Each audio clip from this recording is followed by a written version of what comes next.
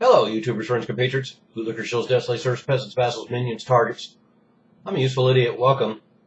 And today I want to go to the USA and talk about some police violence. And as my regulars know, I don't generally cover specific incidents of police brutality or just the police tactics in the fields, particular incidents. I tend to talk about police behavior, police brutality, police culture, militarization of the police in broad strokes and trends. But occasionally a story comes along, even in the midst of all the insane police brutality and police abuse stories that pop up on a daily basis. Occasionally one comes along that I really feel the need to comment on because the implications are so strong, and generally it involves just out of control behavior. And this story is like that. We have 6 Texas police officers who were called to the Gateway truck stop at 2 a.m. in the morning. And more details have come out in the days since the event, and that's why I feel more comfortable talking about this specific event, because now it turns out we have an individual who was cornered by police at this truck stop, who was reported to be armed but had a pellet gun, a BB gun.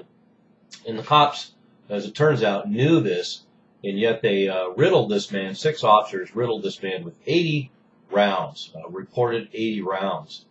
And in fact, the comments afterwards were, quote, "He had no face," unquote. So they unloaded enough rounds into his head that he was no longer even recognizable. And so the story just really points out the frame of mind and the strange frame of mind, strange psychology involved in today's police work, where not only is this extravagant violence seem to be prevalent, but these officers take pride in it, because they also talk about fist bumps. And we have a video that proves that just after these 6 officers put 80 rounds into this guy, they did a fist bump.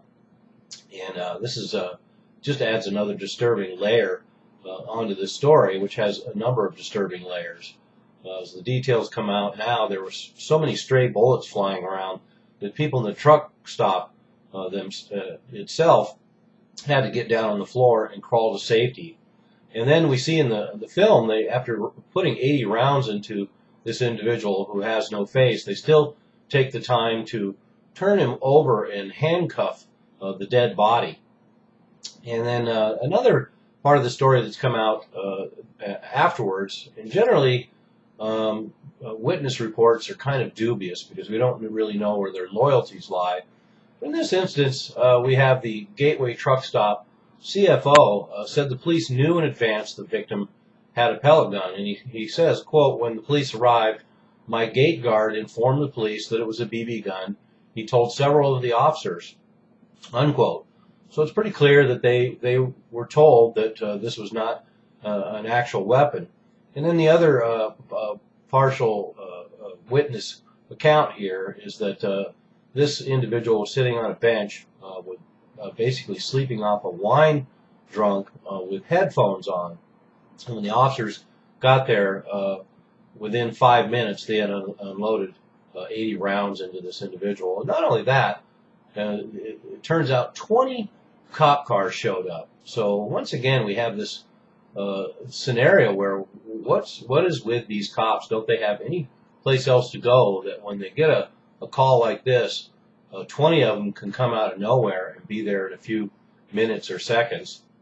In this case, I guess it's amazing that there's only 6 officers involved in shooting off these rounds.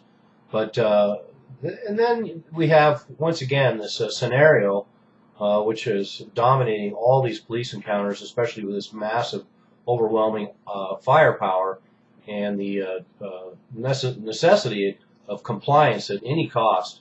And that is turning the police into judge, jury, and executioner, the judge dread scenario. And that's what we see here. Yet again, in one of these disturbing trends we see in event after event, where the police decide in the field that this person is guilty, regardless of any mental illnesses, regardless of fact that a lot of these objects turn out not to be weapons, the fact that some of these individuals are well within their rights, and certainly in an instance like this, there's no reason why somebody, regardless of what they're doing, should have 80 rounds shot at them to the point where their face is obliterated, and then the resultant celebrations. So there we have it. I'm going to do a separate video on this this whole idea of this police state of mind, and that's one of the things that comes to mind when I hear a story like this.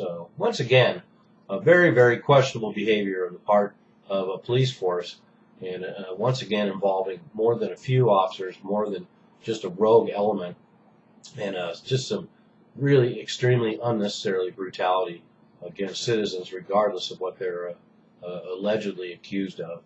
I'm a useful idiot. Don't you be one too.